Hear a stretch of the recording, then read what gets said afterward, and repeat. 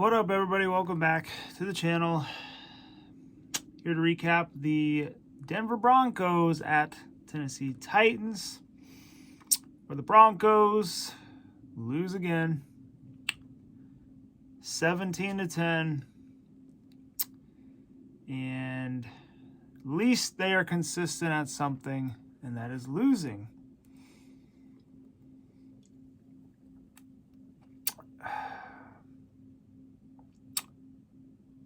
Don't mean to advertise drinking, but watching this team has made me consider doing otherwise. Anywho, Broncos fall 3-6. Congrats to the Titans and their fans. They are now 6-3. I believe they are tied up there with the top teams in the AFC. I believe that's basically the best record in the AFC is 6-3. Other than Kansas City, I believe they were 7-2. So, yeah, good win for them.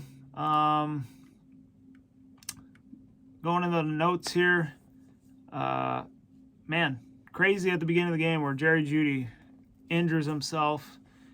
It's just so many injuries with this team. It's impossible to overcome, you know.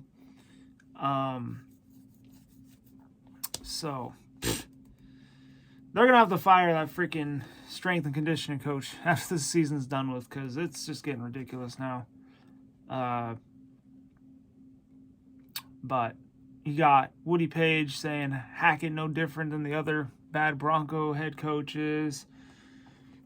Hackett was also mentioning hopefully we dodged a bullet with the Jerry Jeudy injury. I mean, hopefully. I mean, we have so many injuries we can't afford anymore. And when Jerry Jeudy went out, I don't know, made the offense one-dimensional all over again. It's crazy because we all said that he was going to have a big day. Even me, I thought he was going to have a big day. Very optimistic about this game. Come off the bye week, I mean, you had to be. I mean, if you won this game, you had the Raiders next week, and you had a chance to get back to 500. But with this team, it is just so freaking hard to be optimistic. I mean, every time you're optimistic, they let you down.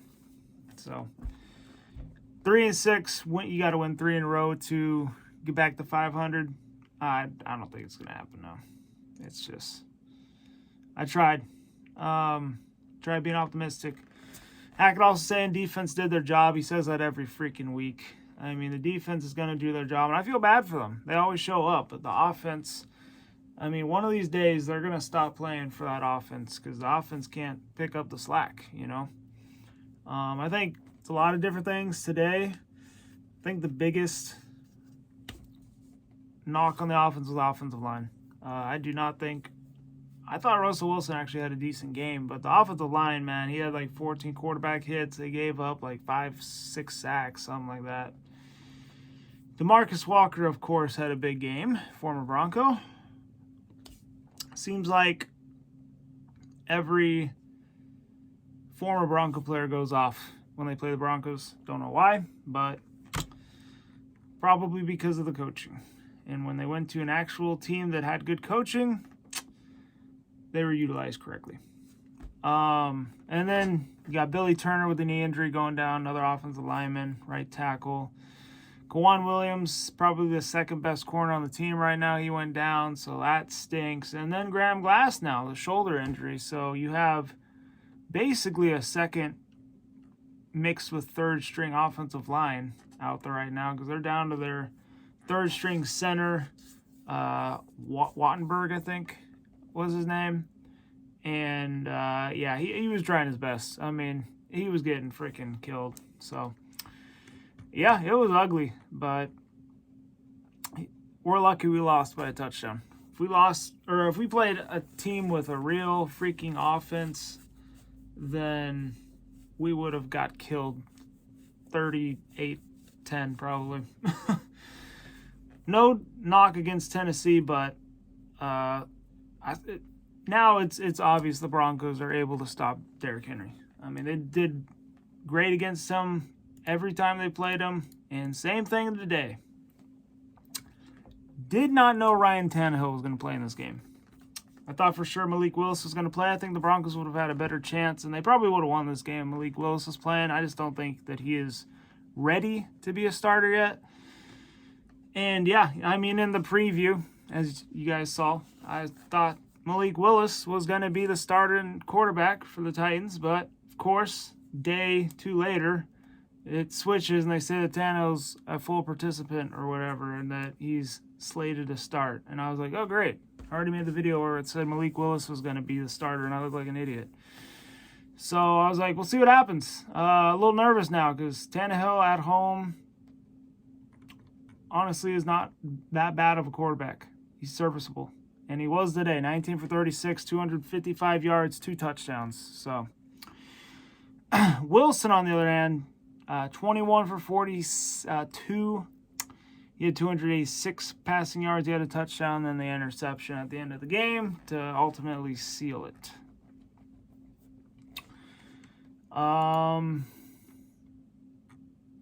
Before we go into any more stats here, let's just look at the rest of the pins here. And man, it's just so many expectations for this team this year. I mean, that's why people are going off. That's why it's just a dumpster fire, especially on Twitter. I can't go on there anymore. It's just bad. Like, this team, I don't like seeing my team be talked about like that. I mean, do they deserve it? Yeah. I mean, the way they're hyping this team up, and they're supposed to be playoff contenders, Super Bowl contenders, all that. Yeah, they kind of deserve to be bashed, but at the same time, it's crazy. So I try my best to just not pay attention to all that, because it's going to get me in trouble. But anyway, going into the stats. Starting off the game, both teams started very slow, a lot of punting. Really, in the second quarter, that's when Jalen Virgil, who just got called up off the practice squad, he was basically slotted in to take over KJ Hamler's role because he did not play in this game.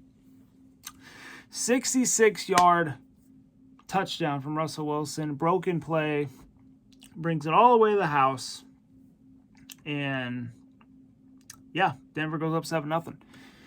You know, that's when I was like, okay, that's the start that Denver needed, especially on the road. Not really going their way in the first, but it wasn't going Tennessee's way either. And then they were able to get the touchdown. And then 6 minutes later, they were able to get a field goal, make it a 10-0 lead. Then right before half, just, man, wish that the Broncos did not give up that touchdown. If they were able to hold them to a field goal before half, who knows what would have happened at the end of this game. Because that made it 10-7, and then third quarter, I mean, just like the freaking Chargers game. Broncos go up 10-0, looking good, you know, hoping they can keep it up, but no, does not happen that way. Same old shit, different game. And yeah, I mean, after halftime, third quarter, I mean, it was all Titans after that. Broncos back to punting every single possession again. And then sure enough, a broken play for the Titans off of a flea flicker. The Nick Westbrook, okay, I can't even say his last name, scores again.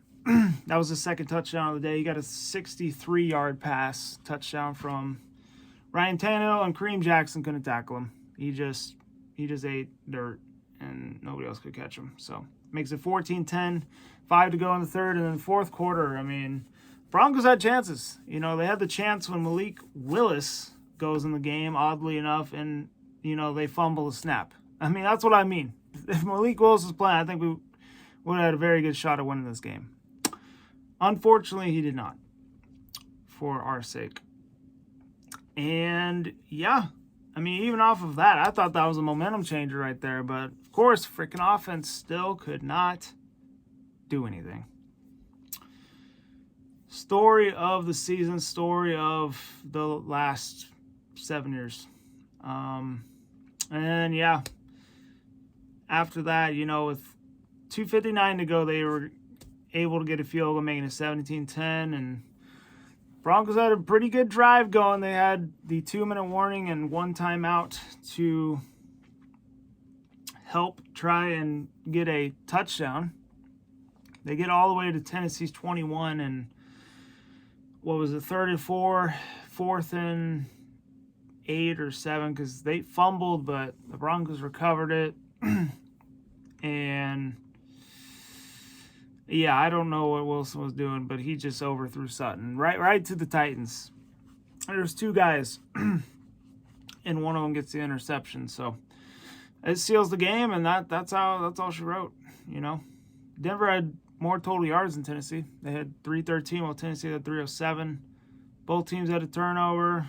Denver had more time of possession, more first downs. Denver had, they had the recipe to win this game, but there's too many mental errors, and just they're not scoring enough. You're not going to win games scoring 10 points. The defense is not going to. Tennessee is good enough to get 17 freaking points. The defense is not going. The defense is good enough to hold them under 20, but you're going to have to score over 20 if you want to win games this year and going forward. Rushing yards, like I said, Derrick Henry, he had 19 carries for 53 yards. I think the Broncos did a really good job against him. Broncos leading rusher, 9 carries for 24 yards with Latavius Murray. That just ain't going to cut it. And I don't expect the running game to be anything special this year, especially with Javonte Williams being out and having Melvin Gordon. They're going to have to address that free agency most likely. Jalen Virgil was the leading receiver. He had the 1 catch for 66 yards for the touchdown. That was his 1 play, and that was bad. And then the Westbrook dude on the Titans, 5 catches, 119 yards, and 2 touchdowns. The dude balled out. So I could give him his credit where credit's due. Other than that, let's go over the last little recap here. See, Melvin Gordon also had 24 yards rushing. Chase Edmonds, he had 2 carries, 9 yards. So the receivers, so I guess Cortland Sutton as well had 6 catches for 66 yards. Also, Kendall Hinton had 4 catches, 62 yards. So good to see him have a good game. Melvin Gordon had 4 catches, 46 yards, 3 catches for 23 yards for Latavius Murray. After that, you had Eric Sauber, 1 catch, 12 yards, and then Greg Dulcich, 1 catch, 11 yards. Wish he would have had a bigger game. What else?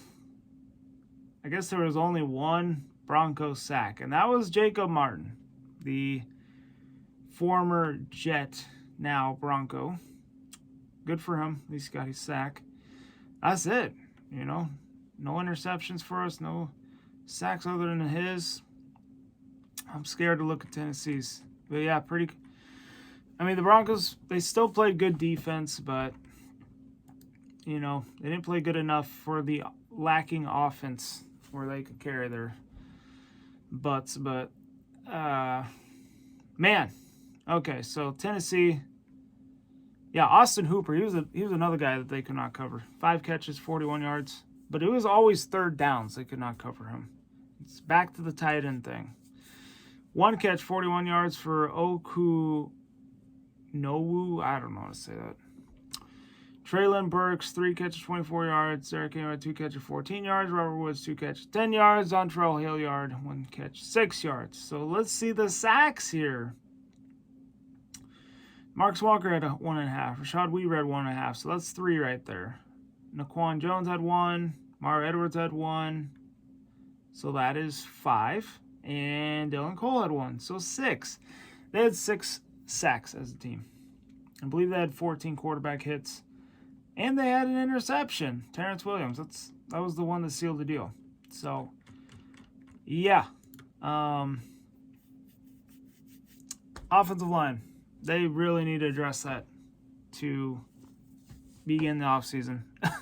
Free agency, draft, they need to do something because this offensive line, after the starters, is terrible. They need to build up that O-line from the top to the bottom, have reliable backups just in case the starter goes down, and, go from there. I mean, honestly, we've been saying that for years. We need offensive line. They've been going after the shiny, washed up, has-been big names, and it's just not going to cut it. So hopefully they're able to do that. But also, I don't think Hackett's it. I mean, he wants Russell Wilson to be a pocket passer, and he's calling plays for him to be like that. He's trying to get him to be like Aaron Rodgers, but he's not Aaron Rodgers. And yeah, no, Russell Wilson, he is a dual threat. He's going to use his legs first. He's going to scramble, make a play. He's that type of quarterback. He's not going to sit there in the pocket. I mean, because you see him. He sits there, stands there for a solid, 5 seconds and gets sacked. Some of that isn't the offensive line's fault. He's holding on to the ball too long. But at the same time, that's just not how he plays. You got to play to the guy's strengths. You traded for him. You gave him the big contract. This offseason, they need to get with him and see what he wants and what he needs. So, anywho, this is probably what we're going to get for the rest of the year. They're going into the tough stretch coming up. I mean, they have a couple games that are winnable, but, I mean, at the rate that they're playing, are they actually winnable? It's hard to predict. So, anywho, hope you all enjoyed the vid. Hit the like button, subscribe if you're new. On that, stay safe, be good. Go Broncos. This sucks. Anyway.